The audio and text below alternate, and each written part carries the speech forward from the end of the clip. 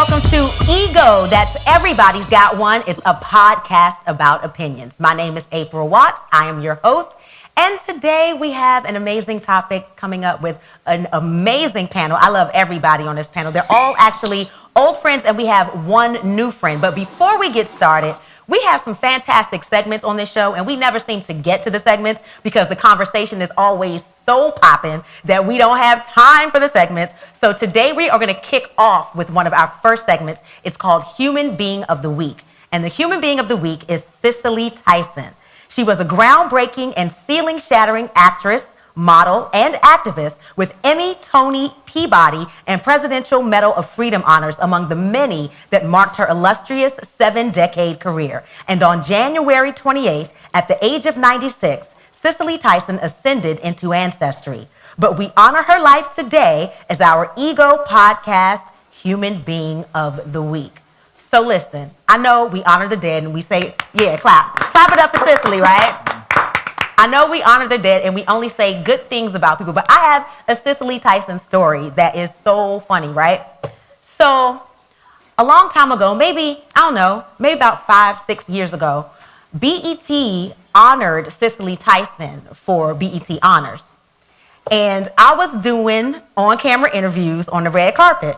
Everybody was there. Iman, she was amazing. Everybody was so nice. Garry O'Neal hosted, and I'm banging the interviews out. I'm like, bam, bam, bam. Everybody's going down the line. Everybody's fantastic. The person I was most excited about was Cicely Tyson. She's a legend, right? So Cicely gets in front of me, and she looks so regal. She always had, like, impeccable style. She looked amazing. And I'm asking my questions, you know. She was a groundbreaker in Black Hollywood. So I'm like, how does it feel to have broken so many barriers for African Americans in Hollywood? And I hit the mic to her. Cicely looked me up and she looked me down and she stared me right in my face. And you know how like older people have discolored pupils? And I'm looking and I'm like, is she putting the hex on me? Cicely was looking at me like everything. I was like, oh my God, right? She didn't answer the question. So I quickly moved to another question. And at the time, I think BET's slogan was Black Star Power. So I was like, what does Black Star Power mean to you? And I hit the mic to her. She stared at me and she did like this. Oh. And she turned her head. And I was like, okay, there you have it, the incredible Cicely Tyson. And she immediately went to the next person and gave them all the love in the world. And I was like, I don't know what it was about me, my energy, maybe it was my outfit, I don't know. But Cicely Tyson was not feeling your girl. You hear me? Even my cameraman was like, damn. But the way I looked at that was, any journalist worth their weight in salt has had an interview where the interviewee was not feeling them and just carried all the hell out of them, right? So if I'm gonna get dissed, let it be by the queen mother of Black Hollywood. So I take it as a compliment that I got dissed by Cicely Tyson.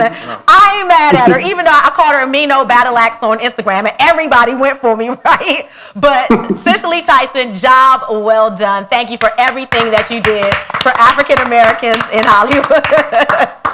Okay, without further ado, we are going to get on to today's topic. Today's topic, just in time for Valentine's Day, is love, lust, and compatibility. So whether you're booed up, whether you're single, or whether you got one of those situationships, make sure that you like, you share, and you subscribe to this, and because we need everybody to watch this. Now let's get to the panelists. We have internet provocateur Bridge Harrison. What's up, Bridge? What up, folks, man? I go by Bridge. I talk my shit on the internet. Yes, you do. I also do fitness stuff. Follow me at Earn Your Saturday Fitness or Men Against Shirts. I also do some other stuff, man. You know. You're always naked on Instagram. You're always showing your man chest. Always. I am ascended. I am above that. But I do have an issue with shirts. Never wear them. They're bad, except for this one. Uppity Negro. Uppity Negro, yes. Except for that one. Get that, bcandapparel.com. All right, moving along to my friend Garry O'Neal. And that's Gary with 2 R's. I got it wrong earlier. He made sure I got that right. Definitely. Motivational speaker. Tell everybody how they can reach you and take advantage of your services. What's up, everybody? I'm your favorite life coach's favorite life coach. And you can follow me on all social media platforms at Garry O'Neal, Garry Oneal, or you can check out the podcast, The See, Plan, Do Show, SEE, Plan, and Do. Don't forget that extra R, because he's going to come for you if you get that extra R, okay? I will Sicily type. He will Sicily type to you. Let's go to Zoom. We have some incredible people on Zoom. Joining us from Philadelphia, we have a licensed relationship therapist, my girl Taz Sulaiman. How are you? I am well. Thank you so much for having me. Thank you for lending your expertise to the show. Now, you have a podcast as well. Tell everybody about your podcast. Now, I don't have a podcast. I'm just a guest on a lot of different podcasts. Oh, okay. I thought you were on a podcast. Okay, I thought you had your podcast. No. All right, so tell people how to reach you to get your services. So people can follow me on Instagram at Taz Talk Therapy or under my organization, Blackman Hill. I do a lot of media around Blackman Hill. Okay, awesome. And last but not least, my girl, I love her so much. As a matter of fact, we are broadcasting live from the Baltimore Comedy Factory, and this woman tears this stage down every time she comes.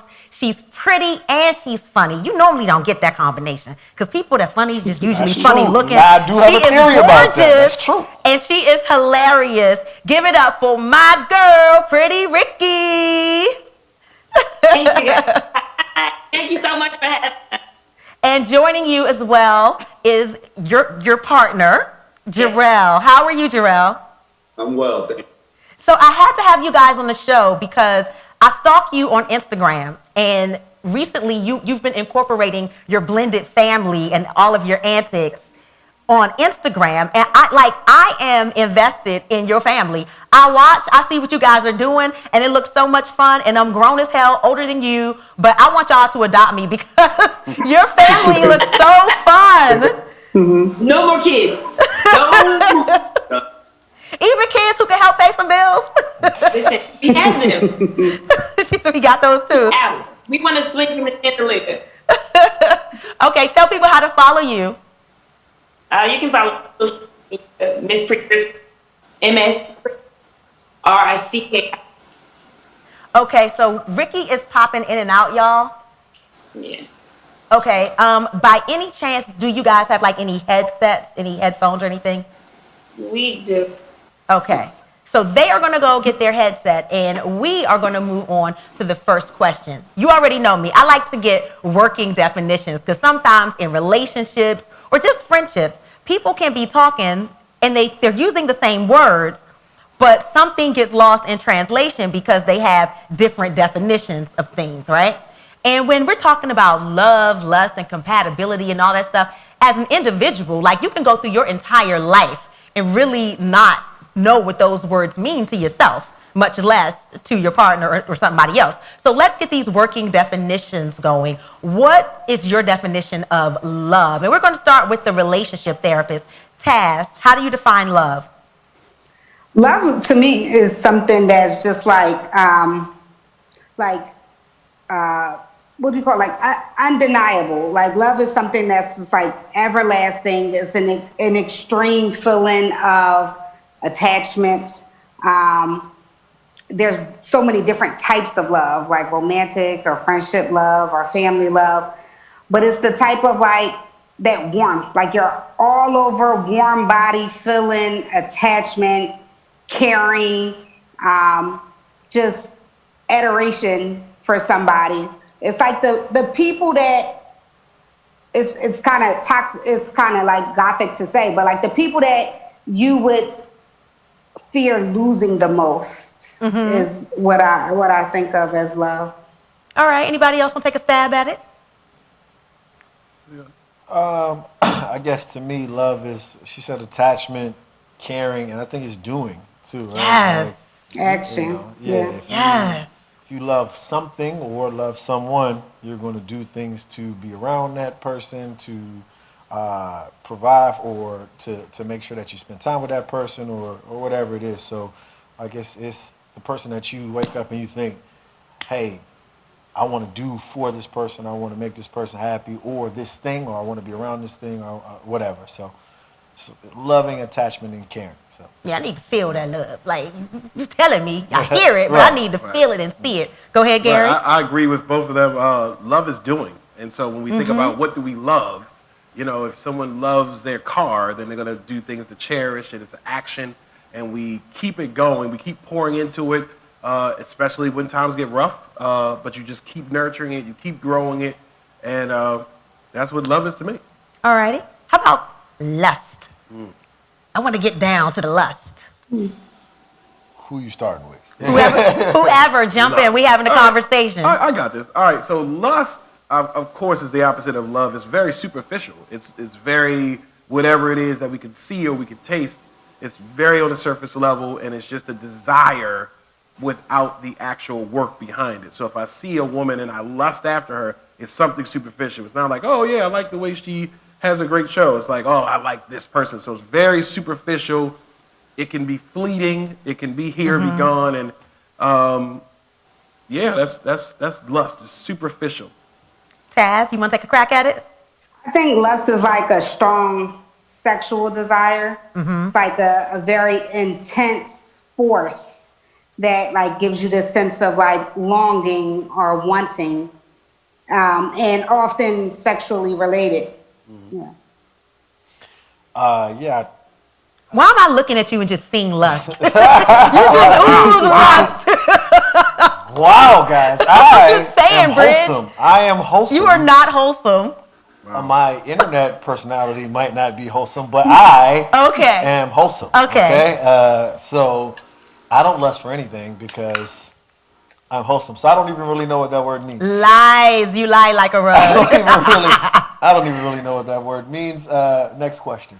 Ooh, are we pleading the fifth? On a Tuesday before Valentine's Day? Is that what we're doing? On a Tuesday. On a Tuesday before? Oh, okay. I got the lies going up on a Tuesday. We want you to join in this conversation. It's 410-822-3733. We are taking your calls live. Also, don't forget to share this on your pages. Start your watch parties, all that good stuff. We can't have this conversation without you. Talking love, lust, and compatibility. And now that we have Ricki and Jarrell back, what is your definition of love? One of you can take a crack at it. I don't know. I was saying, see, that's love for me. That's my. Wow. Kind, love is patient. Brother, you want to give me Love first is- Corinthians? You want to give me first Corinthians? I don't know the rest of the I don't read that. You finish it. That's trash. Oh. Love is sacrifice. Yes. It's sacrifice that, you know, between her, y'all first. I'm tired. I don't feel like it. I'm tired. I was paid. Hey, yo, we gotta help. Cool. And it was, all right, what I've done, so it's what you need. So the sacrifice of my efforts, you know, for the better of her. And so, I like it. Like I said, love is patient. He said, no matter it's patient. The word that I asked first, they ain't gonna play. I said the first, come. I am patient, and I pick up. Well, that's what love is. Y'all are so cute. Oh my goodness. I love it. Look at his face. Look at his face. I like your sweatshirt, by the way, too, Jarrell. Dope too. sweatshirt. me too. I walked last year in Baltimore. Whose shirt is that? She worked it out. So, I think I got a show. Yes. Last Valentine's Day. Thank you so much for the support. And again, that's bcandapparel.com. So let's go to lust. What is lust? We did lust. We talked about that with everybody else, but Ricki and Jarrell didn't get in on that. True. Get it on this don't list. ask. I heard the lady say you must sex after some things. And I was like, is that true? Because like I lust after, I don't know. Lust after pizza. That's true. You can lust They after say- food. I can lust. I had after it all. I had some love. I have a little bit of hate. I had some lust. Make sure.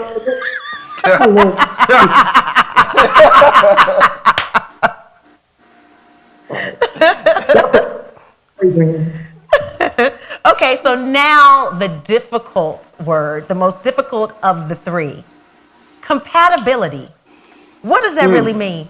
What does it look like? How does it play out?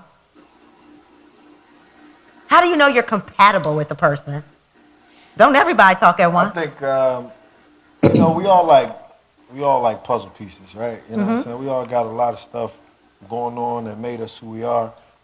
And then if you could find a person who, you know, she may not, or she or he, depending on what you're into, may not fit perfectly into that piece, but they make that picture more whole when you look at it overall, right? And like that's someone that you're compatible with. Hey, you know, I'm an overworker. Like the person I'm talking to, like she wants to be a little leisurely. You know, she still does her thing, but she wants to be a little leisurely. Like we fit together in that way, right? Like, you know, people that want to travel together, people you want to talk to, people whose mindset and ideas you respect.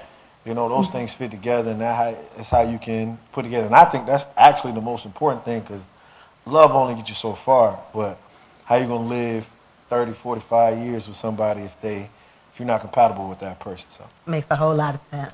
Yeah, I agree. I think compatibility should be the baseline for everything that we're doing, and it starts with that and saying, hey, can I rock with this person? Do they like flats like I like flats? Flats are the best, right? Compatible. what Look, is done. y'all issue?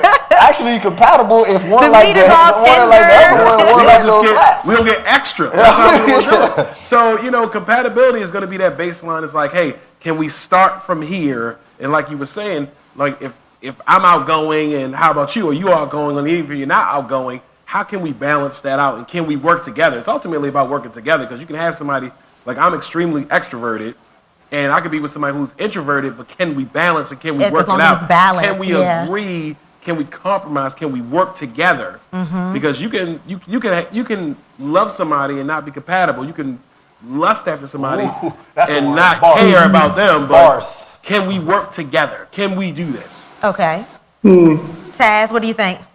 I love both of those answers, but yeah, I mean, I would also say, in its most simple form, is your ability to get along together, the way in which you're going to coexist together. How can you be harmonious with somebody with as minimal of problems and conflict as possible? So the way in which, even when, because every relationship, of course, has problems and conflict, but two people who are compatible, they can exist and get along pretty well, even in lieu of any problems or conflict. That's how I think of compatibility. Ricki and Jarrell, how do you define compatibility? Because you're definitely making it work. So let's discuss. Oh,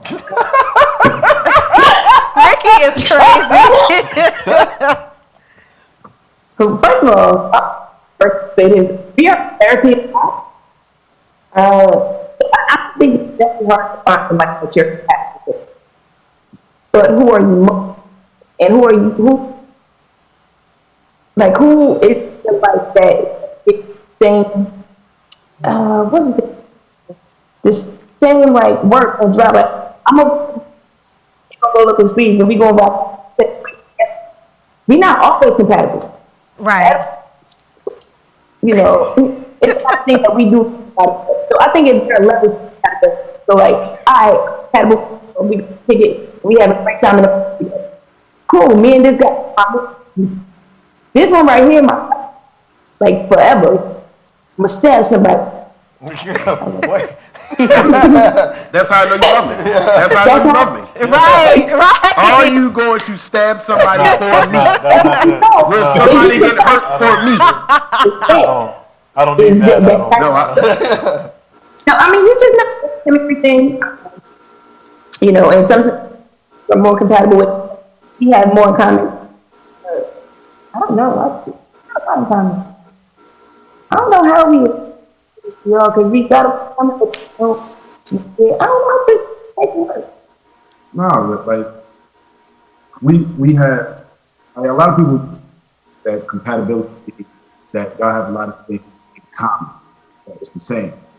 But there is nobody on earth that could have as much energy as she got, and they both live in the same house that all the time. Right. They don't kill each other. She got too much energy, but so, well, I gotta be kind of chill. We're not compatible.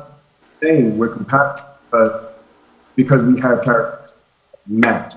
Oh, that's not. See, I like him. So, See? I'm done. Look at that guy. They're so cute. That's what I'm talking about, Kate. That's what I'm talking about. That's how you do it. Right there, man. Look at him. And the thing is, like, I don't know anything about your personal life, but just watching you interact, I already know you are compatible because your energy it's just like it's this cohesive energy in the way you look at each other and the way, like, I just love it. I love it. Okay, We had so a that we were not compatible. you thought And you I were was not like, compatible? she got fired. She got fired. They said she got fired. Get her out of here. Oh. Ow. I ain't touching that one. I ain't touching that one. She like, that's why she didn't have mail.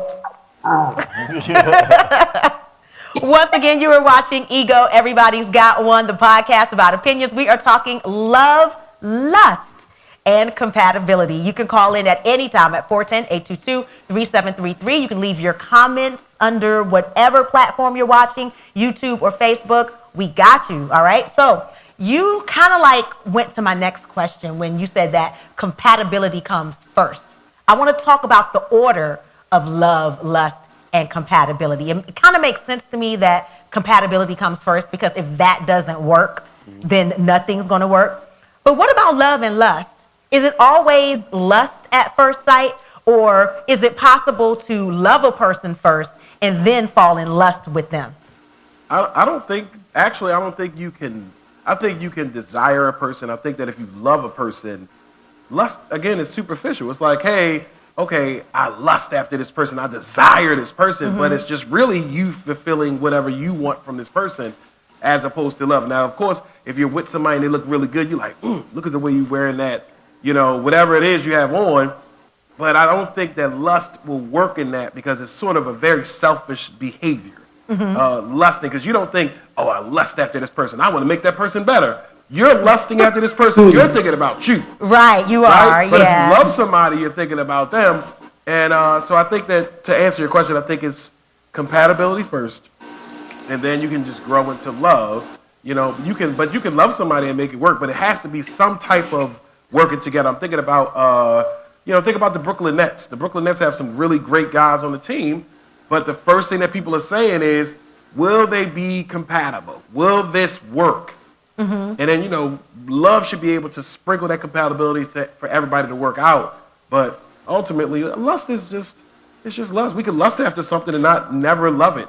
So you put lust last. Lust is not in the equation of that. But if you can start off maybe lusting somebody or lusting something, and then you really get to know it, you're like, hey, I really like this. And okay, this might work because we're doing stuff, and then I love this person or love whatever this thing is.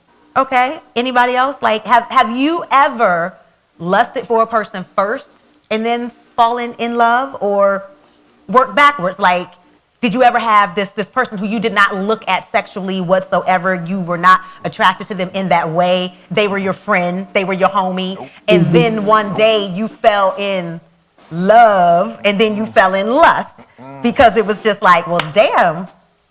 I think that's Anybody? the lust part. That's the How lust does part. that work? Nope. Definitely. Nope. You gotta. I can't. Ain't no cap over here. I gotta look at you and desire you for you to have a chance for me to even want to think about whether we're compatible or whether or not I can love you or not. No. So you never smashed a friend who you never looked at like that at first?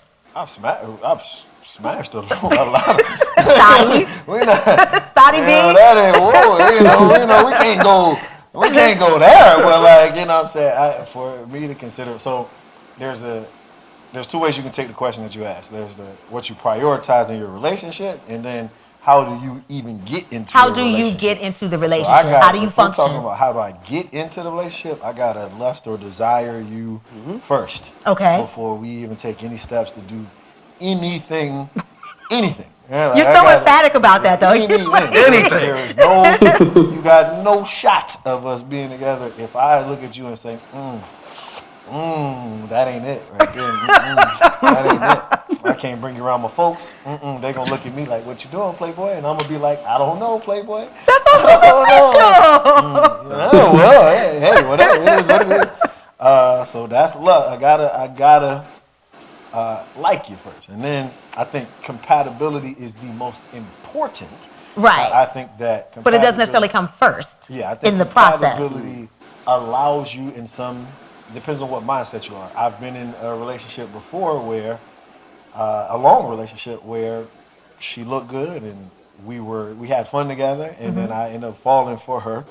I don't think, first of all, I don't think you fall for somebody. You make decisions that allow you to open up yourself to be more vulnerable in this place of getting to where you love someone. Oh wow, we got bars. We got bars. We got bars. Deep on it, We got right? bars. Drop something deep. that's the flex bones. Let's go, King. He took us under the bridge. Yes. So because I liked the way she looked and we had good times together, I allowed myself to fall for her or get into that relationship and be with her, and we were not compatible at all. And so the way I approach things now is, I gotta desire you. That's one. I gotta desire you. Let's not get Let's not play those games. Gotta desire you, but after that, then we're gonna look at our compatibility level first, and that allows me to make the decisions of whether or not I'm going to allow myself to be vulnerable in the space and open to getting emotionally entangled. With someone. All right, so Ricki, you said that you kind of worked your way backwards into lust with Jarrell. Can you explain that? So, I noticed my crash was like that, and I thought it was very interesting. And I'm pretty sure we figured out the same information. We went out on a date. First date, I think, like, text another, whatever, so like, like the time, it's funny, this, that.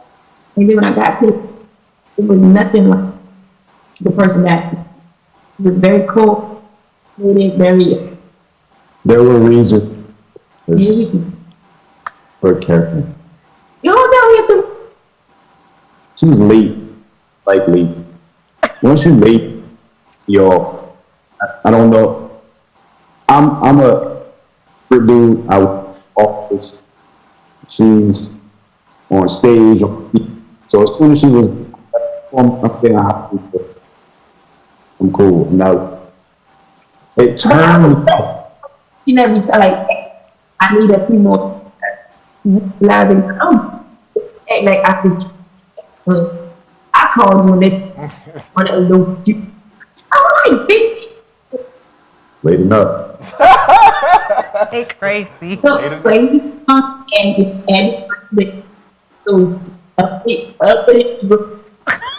and I whatever it kind of like I put my guard up like I had like 30 to think like oh you got like hang out with him I'm hanging out I think I knew something I was in there he started his like talking to each other for like the time and I forget what he did.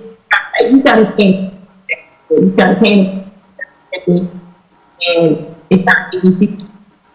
And I didn't realize I didn't realize that it was friendship, and we were building it down with later years. And so that's what I think. Yeah, that's how. You're welcome. Thank you.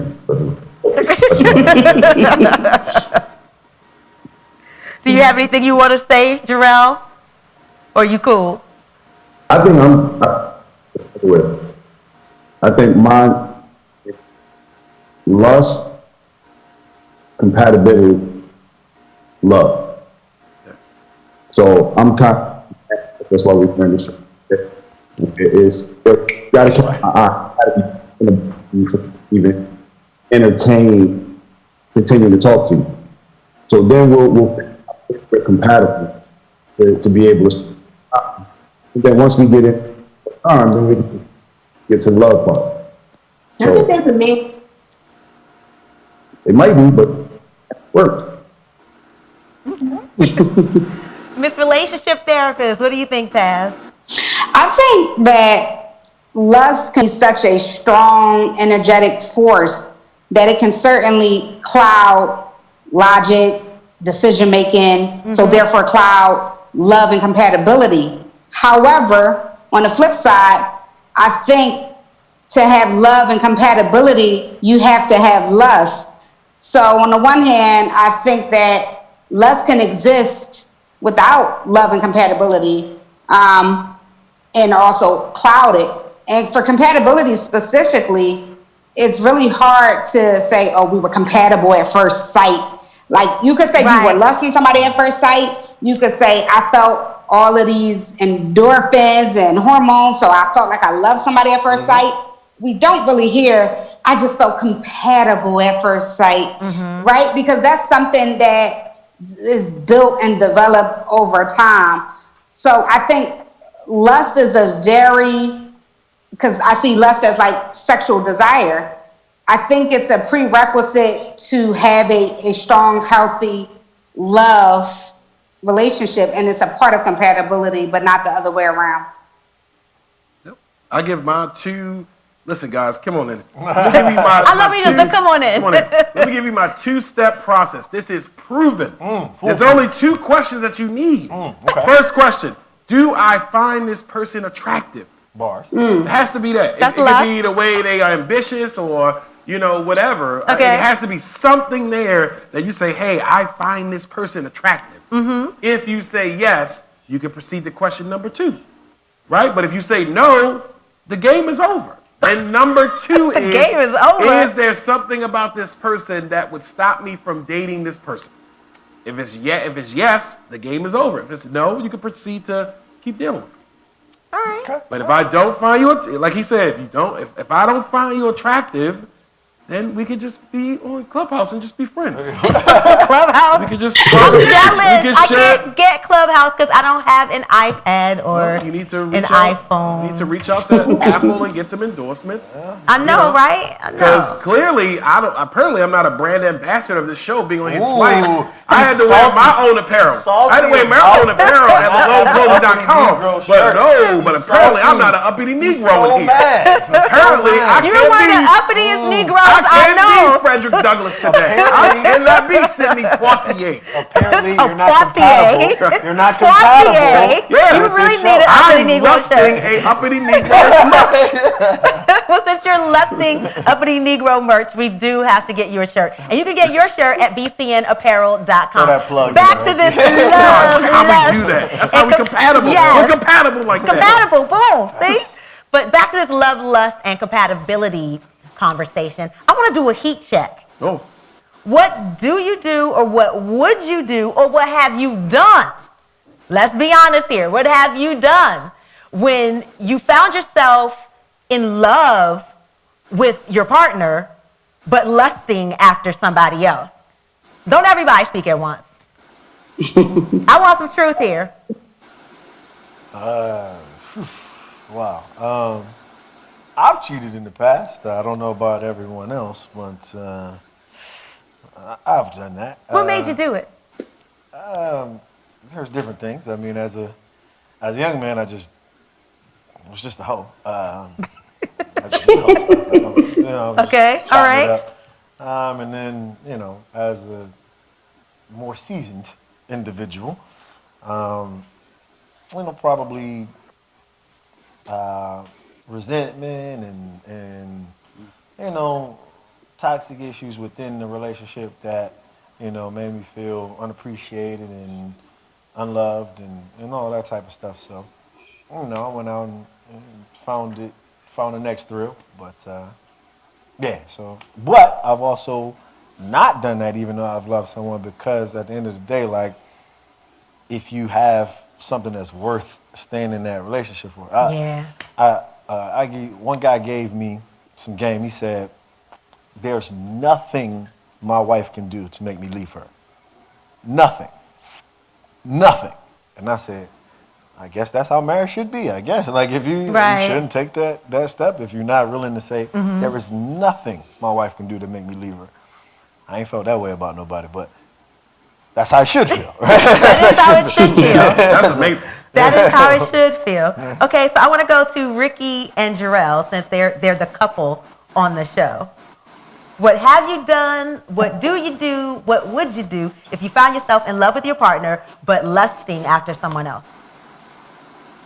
I don't think that's decent. I'm like, first of all, I'm old. Guys, what you looking for? Right here. But I'm the type of like this. Like, I'm like, if you got me, that's how I. That's never my. You like, oh. This is how I would have it's not. If I rock with you, I rock. And if I don't rock with you, I'm first to know you. That's it. That's right. Love it. Yeah.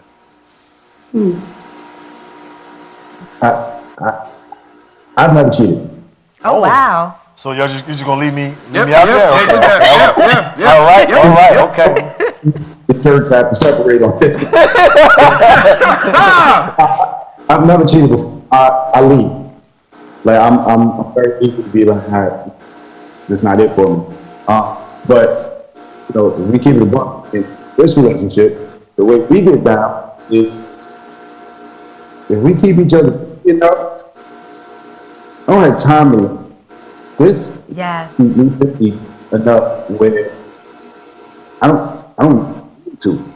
I think we keep each other busy enough in the right way. That the appetite is not. You silly, Ricki. Yeah, you done drop. Y'all keep yourself busy right now, huh? Okay, That excited. But now we make sure that the appetite for anything outside this isn't there. You know what I mean? If you eat Thanksgiving dinner and you eat until you full, you can go to the next house if you want to, and they're gonna have another spread on the table. But it's You ain't hungry. I'm full. Yep. I'm full, bro. That's so great. That's what my Yes, Ricki, yes. All right, Taz. Well, I've never cheated either.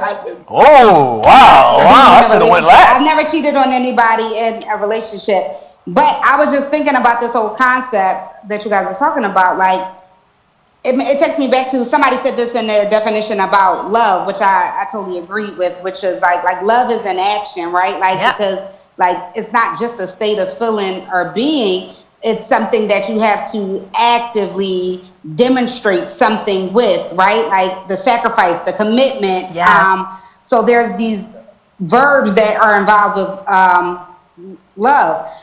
Now, lust, for example, doesn't necessarily mean you have to act, right? Lust is a state, like, again, it's a very strong, intense energy, a state of feeling or being. But I always tell my clients, like, emotional intelligence is the ability to feel an emotion, right, without having to act on it. Yes. So, like, we've also all felt anger and rage very strongly, right? Anger and rage is also an energy that comes over our body, and there's a strong, intense desire sometimes to hurt somebody. But right, you don't bust nobody aside the head. Exactly. And that's what I'm thinking of about lust. It's such a strong, energetic force that comes viscerally in your body, but the real act of I guess self-discipline or having mastery over self is the ability to be aware of that you have a feeling, but to not have action on it. Whereas love, you have to do a lot of acting to continue to demonstrate it. Yes. And last but not least, Mr. O'Neal. She killed that. Everybody did a great job. I'll say that I think that you can acknowledge if you have lust for something. Like how many times do we see on the silhouette challenge or all these different challenges, all these scantily clothed people? Just you can acknowledge it and say, wow, this person is very attractive. Yes. But you don't have to act on it. You can just say, oh, how many people look at celebrities or all these different things. It's okay to say, I find this person attractive. But like everybody's saying, it's what you do afterwards. Like if I see somebody attractive, like, okay, this person's attractive, I can acknowledge it. I'm a person. I can find somebody attractive, but they're not better than in the home cooking like at home. So Right. I'm not gonna feed into that. I can acknowledge that my sensory is like, okay, this person is hot. But that's it. Leave it there. Don't worry about it, and just it's okay. I think that sometimes we wanna, if we find somebody desirable, or they're attractive to us, that there's something wrong. It's just you have eyes. Mm-hmm. This is a pre-Valentine's Day show, so we have to talk about Valentine's Day just a little bit. Got a couple questions around that topic. But how do you know, what are the telltale signs that you are a side chick or a side dude on Valentine's Day? Oh. Let's run them. Oh, so nobody gonna just social me? All right, come here, guys. What she say? I didn't hear you, Ricki. Say it again. I said you will learn about something. That's the telltale sign. You decide. Yeah. All right. Let me give it to you straight. If they making excuses on February the 10th about this week, just know you're not getting anything. If they're not available, if you're not being posted, if you're not being celebrated, if they are somehow their religion doesn't celebrate Valentine's It's a commercial Day, holiday. right? It's pagan. If they are not acknowledging that, if they're already planting the seeds early, like, hey guys, like, it's a day of love. Some people don't celebrate like that, but just know that if it's not being celebrated with you like that, you might be on the side. Taz? Now, I don't know if the couple had already said this because I'm getting an echo, so I can't always hear everything they're saying. But the actual day, I think, is a big telltale sign of that. It's like if they're not available on Valentine's Day, but you're like, oh, I got to catch you on Monday or like Friday or Saturday to get your card. I think it also, another sign is like how much effort and thought and caring goes into whatever it is that you want to do for somebody. Because I think being on the side means you kind of also get like side ass stuff, like, you know what I mean? Like you don't get, like, you might not get the nicest restaurant, or you might not get the real sentimental gift. You might just get the basic generic card. I mean, and it's not to diminish the fact that, women love these things too, but card, flowers, and bear, whereas a partner might get something really special that has more sentiment to it. Yeah. All right. There is someone that I'm Facebook friends with, and he always has interesting perspectives. His name is Jean de Great, and he did like a whole list of telltale signs. Oh, wow. That you are the side chick on Valentine's Day. And the first one that he said I thought was absolutely brilliant. He said, when an argument comes out of nowhere. Absolutely. When the argument comes out of nowhere, it's your fault, you did it, and you are terrible and horrible. And that's the reason that he's not going to see you on Valentine's Day. And then he'll come back around once the anger, the so-called anger, the manufactured anger has dissipated, which is well after Valentine's Day, like to the point where he doesn't have to get you anything anymore. So true. John is a snitch. John is a snitch. You said John is a snitch? Definitely. John, if you're watching, John the police. You are a snitch. But he is absolutely right. He breaking back. Why is the printer out of toner? That's it. See, my birthday is February 21st. See you then. That's it. I'm out. Damn. I'll see you. Oh, he said my birthday is February 21st. My birthday is really, that's it. Yeah, generating fake arguments. That's true. That is true. You were going to say, Ricki? Y'all didn't say nothing about what the woman. What if the woman don't do for You was right. How do you know you a side dude? But I think real cheaters are anybody really worth their salt and cheating. And obviously, I'm the only person that's ever cheated around this. Obviously, but you know, look, Zoom in on him. Anybody that's really bringing in guys. Garry O'Neal.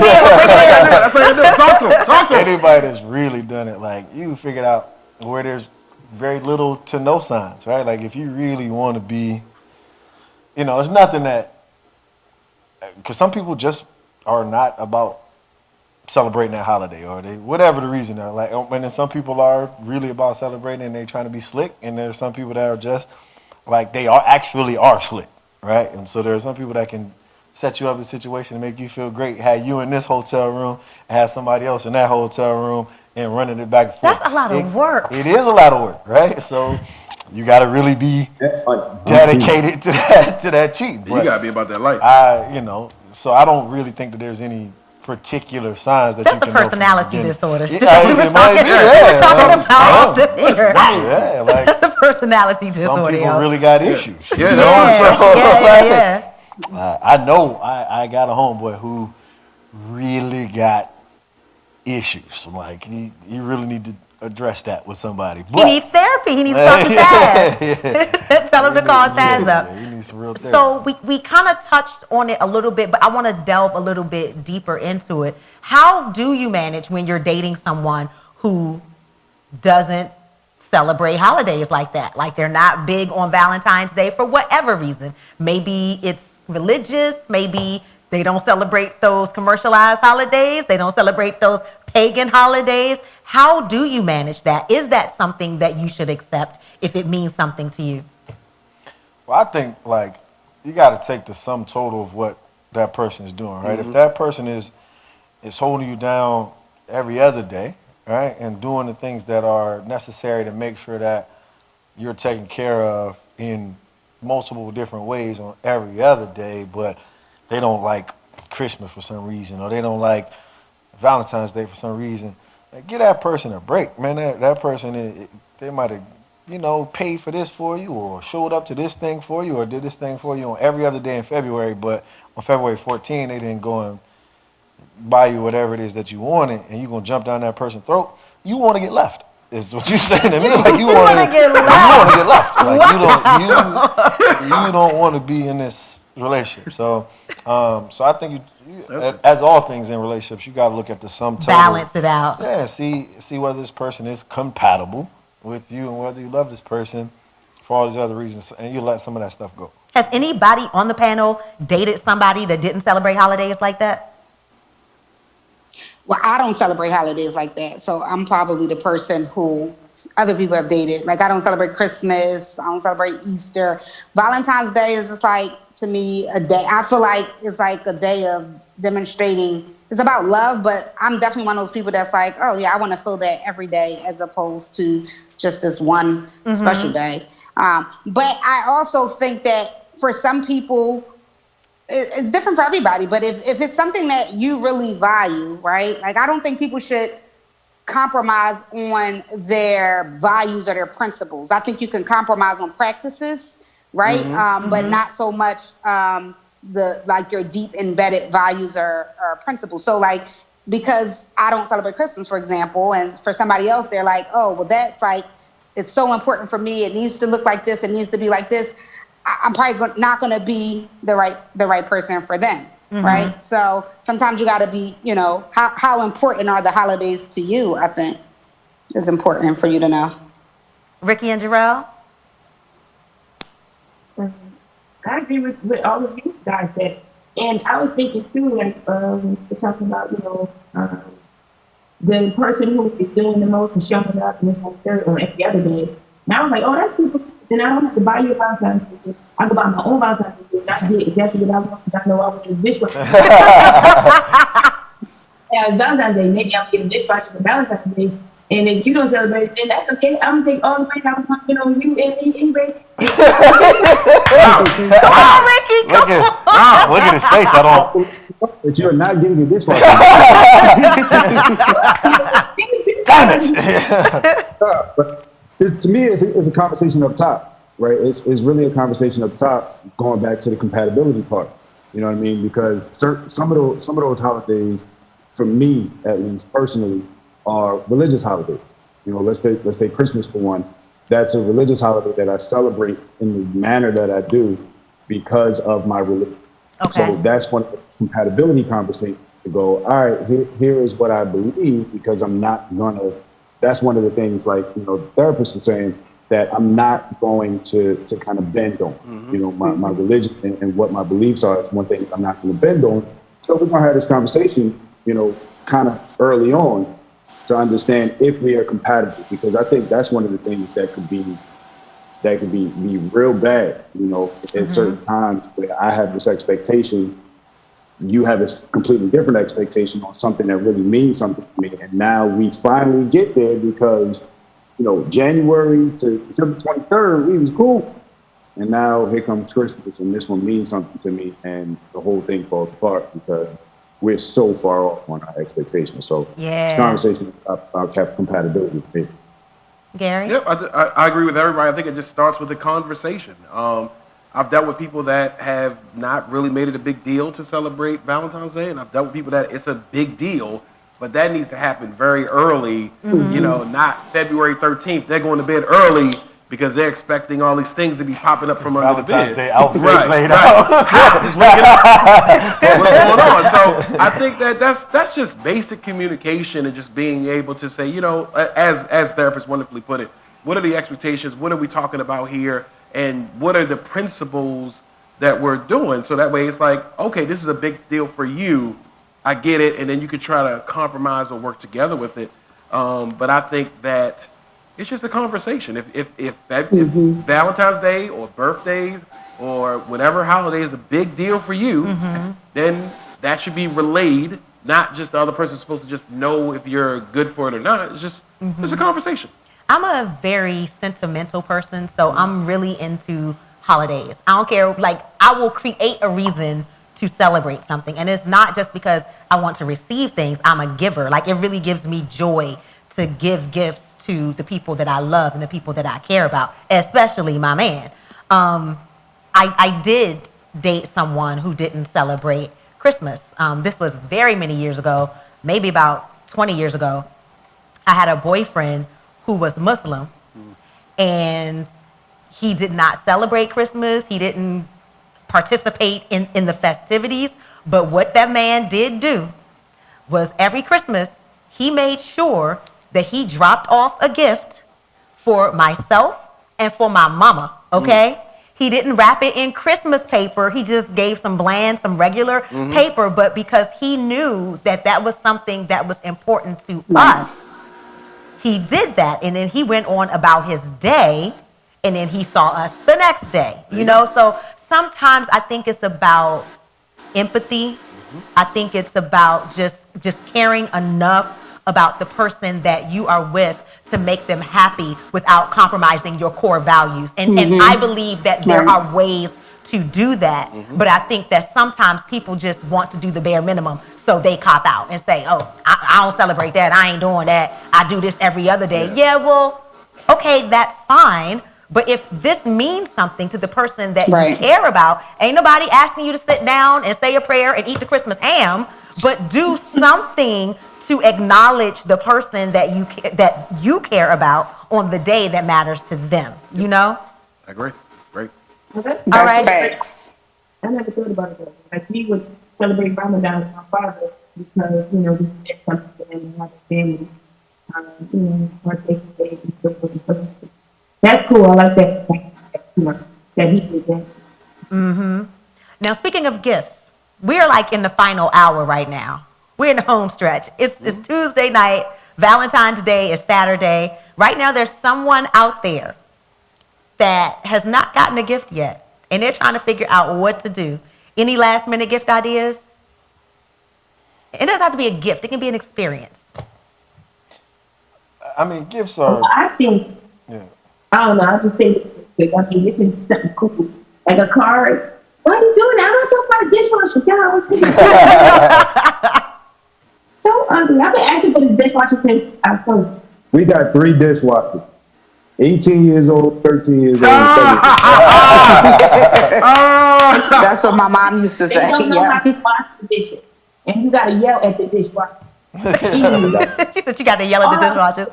I mean, a quick cheap idea.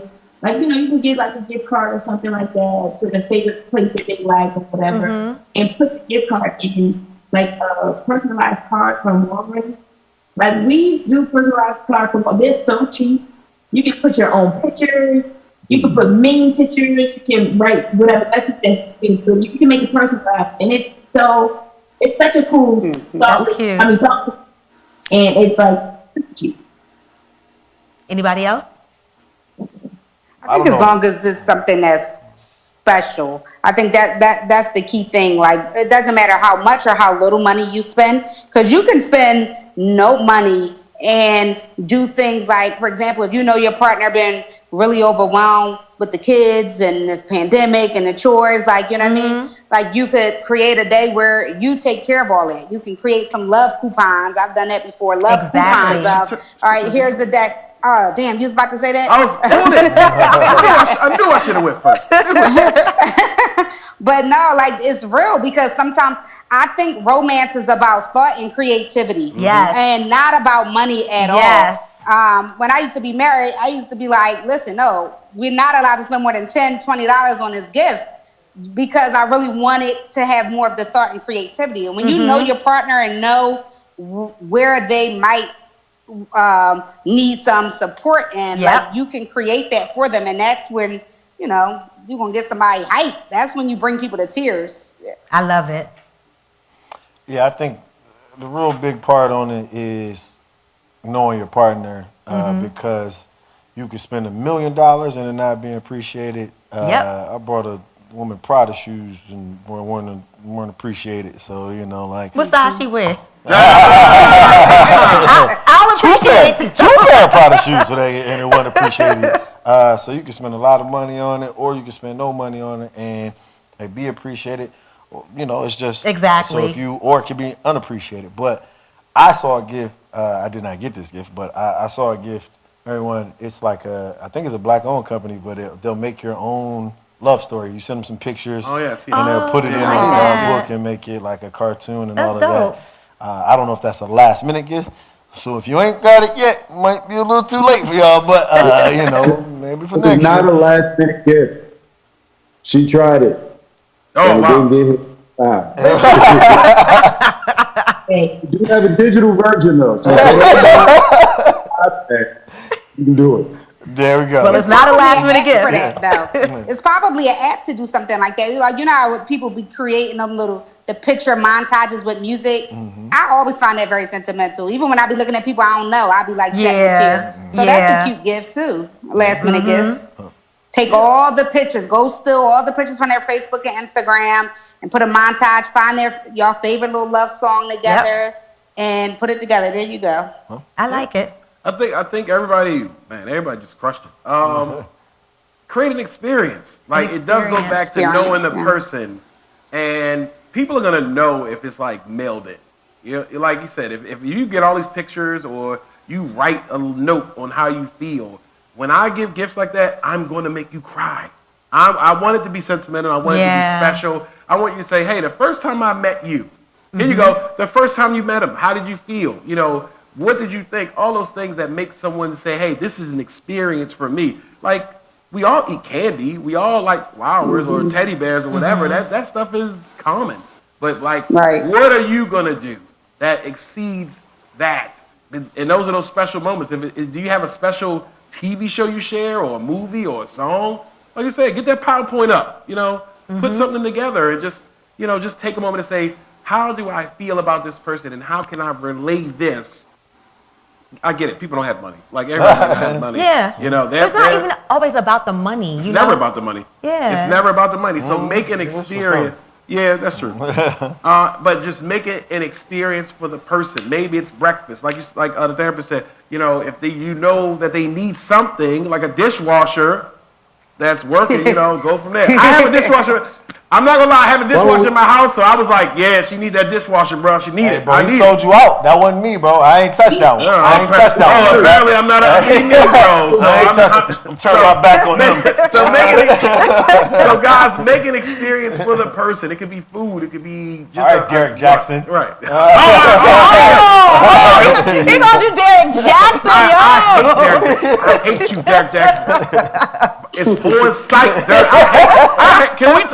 I do not Did you like say on site, though? I do not like him because he tries to cap so hard and then be trying to sell merch. Like, just be real. Oh, if he didn't wake you up to 1,000 balloons and real bears, not even stuffed. He said real bears. And clearly he doesn't love you. You need to be loved by somebody who loves you.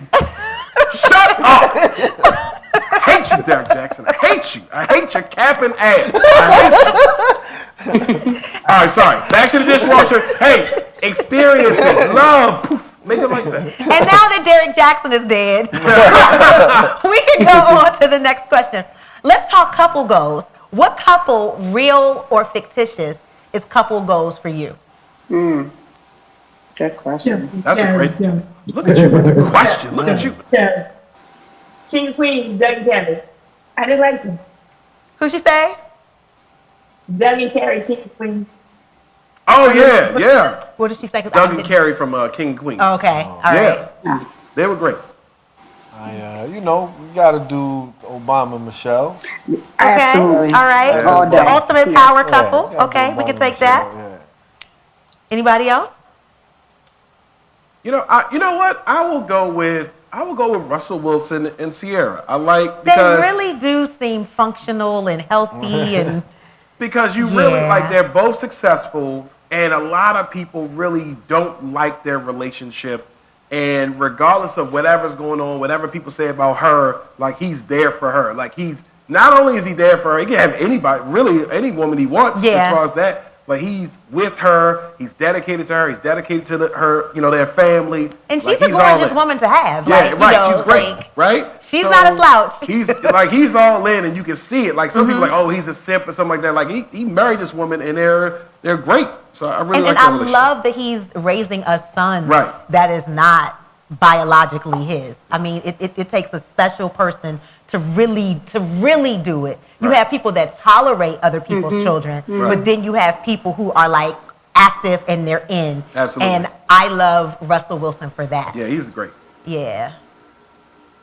Taz? Well, I was gonna say Michelle. I'm like a huge Michelle Obama stalker. Like, so I was gonna say her and Barack. But this is a fictitious couple. But if y'all watch that show, This Is Us, I love Beth and Randall too. They're like one of my favorite like TV couples. Ricki likes. I have tried so hard with This Is Us.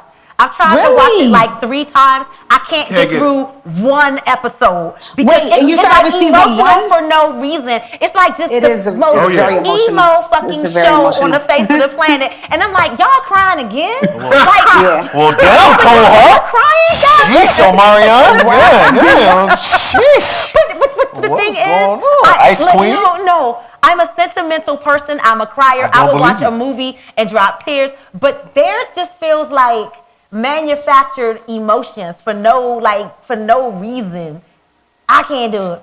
Season 1 is like that. Like, you cannot get through an episode without really sobbing. I mean, but here's what I love about it though. Grown ass men cry over This Is Us. Like that show. I'm not gonna lie. That show has helped me with therapy. Like, I've had men watch that show for therapy because they couldn't get in touch with emotions, and they literally it just brought so much out of them. So I do love that show, but it is overly you gonna have some waterworks watching that for sure. Yes. I saw something on Facebook that was very interesting, and it made me think. There was this post that said everybody laughed at Overton and Sinclair, but they were the perfect example of a healthy relationship. They might be ditzy, but they were happy. Yeah. And they took care of each other. Yep. So they are couple goals. There you go. That's true. Because Kyle and Max were the sneaky link. And Yeah, they were. Yeah, they were. He would say that. That was lust.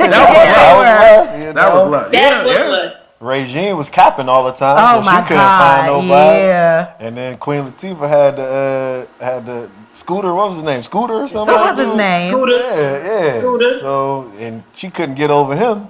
So the only functional couple on the joint was. Yeah, Overton and They St. Clair. were compatible. Yeah, They were They were compatible. There you compatible. go. Yep. Okay, so let's talk about love in the time of Corona. Oh yeah. Because there's some people hell who no. have there's some people who have found love in the time of Corona, and there's some people who thought they loved each other until they got quarantined together and had nothing to do but be around each other and realized not only did they not love each other, they didn't even like each other. So a lot of couples didn't make it. How are you faring with love in the time of Corona?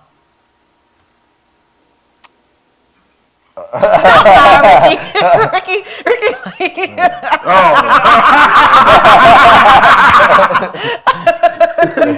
There you go. She got a holy Bible. Whoo, y'all.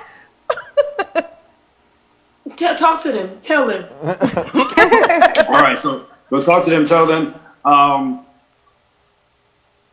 We committed to therapy every week, starting in the middle of quarantine. Okay. I like it. So, like, it was stuff that I think we knew about each other. Like, I knew she was crazy. I knew she had hella energy that at some point would. Annoy you. She said it, not me. Shut up. So I knew all this stuff, but then quarantine, and we actually moved in together during the quarantine. During quarantine. Oh wow. So prior to quarantine, we weren't living together. During the quarantine, we moved in, everything merged. Us, the kids. One of the kids decided they needed another dog on top of the one that we already had when everybody moved in. So yeah, it got crazy.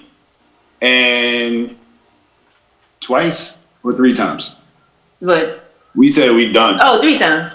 It was 3 times during the quarantine. We was like, nah, that's it. We done. We over. Y'all packed my stuff. I was out 3 times. Good. But then, kind of midway through, we picked up one therapist.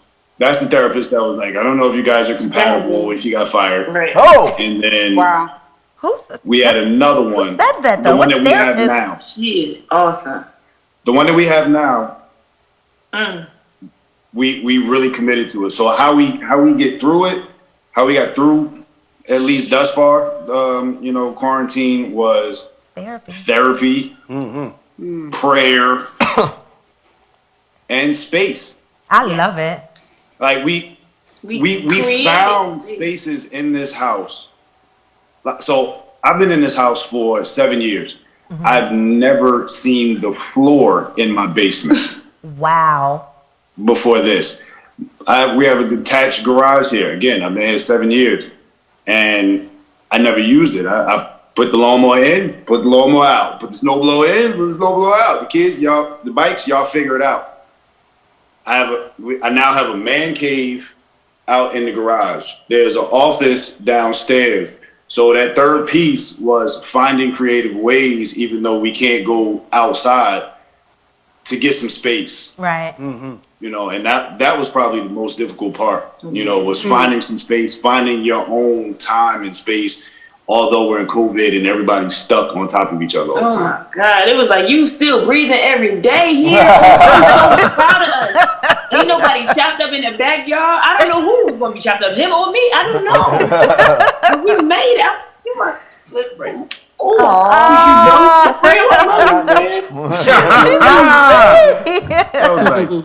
Taz, what about you?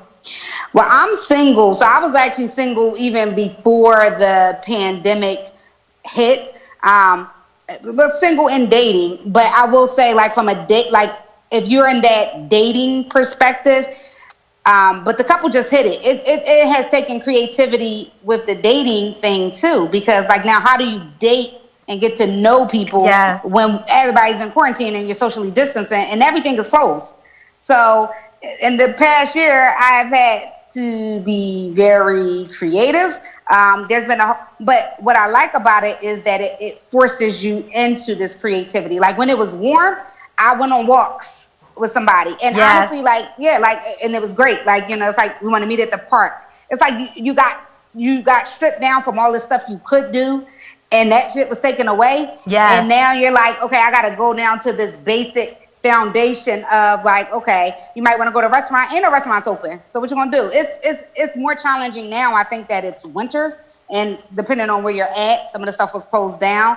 So it really takes you to have to stretch yourself in creativity. But I will say, because I work with a lot of individuals and couples, that people who have been, I've been kind of okay, but people who have been single have been really struggling with feeling a lot of loneliness if they're single and with no kids. And my couples who I've been working with, if they have kids, they've had more of a struggle during the quarantine.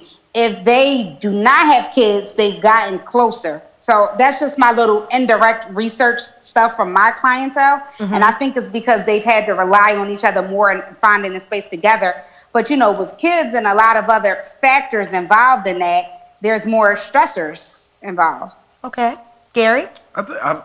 These are great answers. I think it is going to be about putting in the work, about being creative, about getting back and say, hey, I really do love you. Hey, and not really relying on going out to eat every week or stuff like that. So I think outside stimulants. Right, outside, and then it takes away because you like, now you're not thinking about, hey, do I really like this person? So making it fun. Play spades or Uno, and you can put a draw 4 on a draw 2, right? And so just having that. That's not whoa. Whoa. If I hit, we'll talk about that. Talk about that. That's a whole other talk show. Right, that's a whole other podcast. But making it creative and fun, even if you say, we about to binge watch Star Wars or, making it fun. Making it fun, yeah. And also, I love that they said they took therapy because some people, we just think, we're just gonna just grin and bear it, and it's I'm a proponent of therapy. I'm a big proponent of therapy. Go, make it work, and it goes back to, hey, are we lusting, or what are we doing here? Are we willing to put in the work to make this happen? So I love all these answers. They were great. So I just want to start off by saying, apparently I'm the only one that's cheated in a relationship, but he's cheated in Uno. He's cheated in Uno. Every time he's cheated in Uno. Yes. Why would you put That's why he don't have no shirt. That's not, yeah, that's why you don't have no shirt. It's not okay, bro. It's not okay. You pile up. That's how you pile up. You hit me with a draw 2, I can hit you with a draw 4. Not with a draw, you can't put it. You can't anyway. You're gonna be Uno in a relationship playing like that. Uno out. Uno. My boo, we play the same way. My Uno, what's up? That's compatibility. And in spades. But so I think about I'm a conversationalist, so like times like this, not being able to go any and everywhere, but being able to sit down and talk and find because it's just more about just talking, but do y'all like the same type of movies? Do y'all like the same type of music? Do y'all view the same thing for your vision in life and all of that? So being able to have those types of conversations are what has sustained me throughout quarantine, and it's going pretty well for me right now. So hey, I see her back there. What's up, beautiful? Well, I have to say that I found love during the time of Corona. And I do believe that had it not been for this pandemic, had it not been for me leaving my career, that I may not have found love when I did, because I needed to slow down. I needed to slow down, to sit still, to reconnect with myself, to rediscover and discover new things about myself. Like, people always was like, oh, you have this amazing life and you're going here and you're around these celebrities. And yeah, but when I sat down, it was just like, what do I like to do outside of work-related things? What do I like to do that's not entertainment? What do I like? And I discovered, like, I used to think I hated cooking. I fucking love it. I'll be cooking up some stuff in the kitchen. And before that, like less than 6 months ago, I could think of 1,000,001 things I'd rather do besides cook. And cooking brings me joy. It brings me peace. And I'm a creative person. Cooking is creating. Yes, it is. So I found that out because of the pandemic. Creating like he's creating rules in Uno, like he's creating Uno rules. Like he's creating They gonna let that go. Somebody Uno out and hit that. He held that. Taz, talk to him. Talk to him. I discovered that I like to hike. Oh wow. I didn't know that I like hiking. Like hiking is my shit. It's so therapeutic. You know what I'm saying? Yeah. And I slowed down and took the time to really get to know someone, to fall in love. Wow. And I am very happy about that. That's so sweet. Okay, so we do have to wrap this up. I'm going to ask 2 more questions because I got to get them in. But can we please give some condensed answers there, right? Malcolm and Marie is this Netflix movie that is very controversial. Everybody's talking about it. Some people love it. Some people hate it. And what I'm seeing, most people are saying, it's so toxic. It's so exhausting, right? So my question to you is, in a relationship, how do you differentiate between when it's time to bounce because this is toxic or we need to just work on this? How do you How do you differentiate between the two? All right, I think it's going to be really quickly what their resolution is when you present this issue to them. If there's an issue, are they willing to work to it, or they be like, well, this is just who I am? Then it's time to bounce. Okay. That's it. So it's just really how they respond, how we respond to a conflict. What's going on? If you feel like they don't give a damn, then and they're going to keep doing it, especially if you've made yourself aware that it hurts you or that you're offended or whatever it is. Time to go. Boom.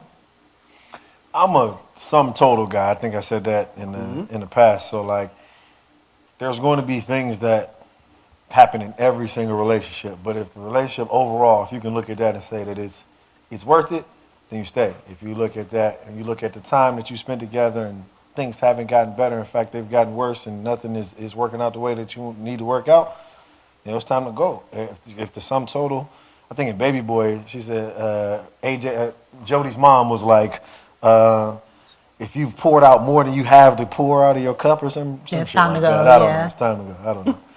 Don't listen to Baby Boy. Don't I like watch, that. don't watch Baby Boy. I was like, oh wow, he gonna take it to Baby Boy. That was good. Don't watch Baby Boy for like purposes of life. But like that part, yeah. Make tacos too. Make tacos. Ricki and Jarrell. He answered. Draw 2, draw 4. Answered it. Draw 2, draw 4. That's your new nickname, Garry. Thanks. Garry with 2 R's. He was reading my serial killers. Cut a mic off. All right, Taz. My most condensed answer, there's a book that frames it for me. Your relationship is either it's too good to leave or too bad to stay. If you frame it in that way, but it can't be both, right? So if you frame it in that way, and there's a book by that same title, I can't think of the author, but and it makes you go through these kind of exercises to really formulate what that means. So you got to figure out which category is it in. If it's too good to leave, then it's something to still work on. But I'll also say this, and I always say this, don't leave or stay anything without doing the work. If you decide that you're going to leave, you need to do the work because you're only going to take all that stuff with you into the next one, right? If you decide you're going to stay, you got to do the work too. But that Malcolm and Marie, oh my God, I'm so glad I saw it when you mentioned it. But that was so powerful. It was a masterpiece. That night with all of that, that was work. No. That was some work. That was some powerful work that they were doing, even though it was harsh and hard and toxic at times. Yes.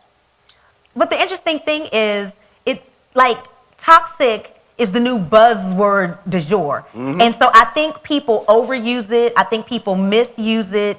And people who don't want to do the work will call something toxic. Come It's on. a toxic relationship. Well, guess what? Every individual, I don't care. You can be a fucking yoga instructor, okay? You can be a shaman. You can be a pastor. Every individual on the face of the planet, no matter how positive you are, has some toxic traits. Absolutely. Every relationship, no matter how great it is, has some toxicity at some point in time because relationships have ebb and flow and all that stuff, right? Yeah. So when something is taking place that you don't like, you don't call it toxic and just bounce. If it's not against your core values, you do the fucking work. And I feel like people are lazy nowadays. Like people would just rather leave because they want something to just fit. People would rather leave because they want something easy. And it's like, okay, you're looking at all these other couples, and the couples who make it look the easiest do the most work. Come on. Yeah. Bars. True. You in this bar, yo. That was great. Okay, and the last question, I really want to end on an upswing. What does a happy, healthy relationship look like to you? Us. I think so. It really does. Talking about. You gonna get something out of it. Valentine's Day right there. Valentine's Day coming up. I see you playing. Yeah. Bars. Bars. Somebody gonna get something out of it. Taz. I'm thinking of this like relationship visual, but in there is like, it looks like trust, respect, safety, commitment, intimacy. So I kind of think of like these buzzwords, like these 5 areas, like you want them to be thriving areas. You want those to be areas in your relationship that exist. Awesome.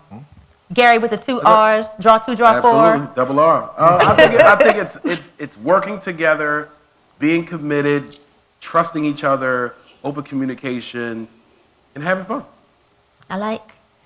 My word is always functioning. So like functioning encompasses in my mind everything that Taz said, and you're getting the things that you want. Like if we're together, we need to be getting better. Yeah. As a unit. If we're still in the same place that we were 5 years ago, we weren't functioning. Our Yeah. relationship was not functioning. So like if we're getting better together and getting better individually, we are functioning the way we're supposed to function, and our relationship is functioning the way it's supposed to function. So functioning. Bars. I like it. Thank you so much. Big ups to Ricki and Jarrell. Big ups to Taz. Big ups to Garry O'Neal. And big ups to my man Bridge. Big ups to you too, man. Whatever your situation is, whether you're single, whether you are booed up, or whether you're in a situationship, happy Valentine's Day. And the most important love is self-love, because it all starts with self. Absolutely. I love you. I'll see you next week, next Tuesday at 9 o'clock. God bless you. Good night. Mwah. Hey.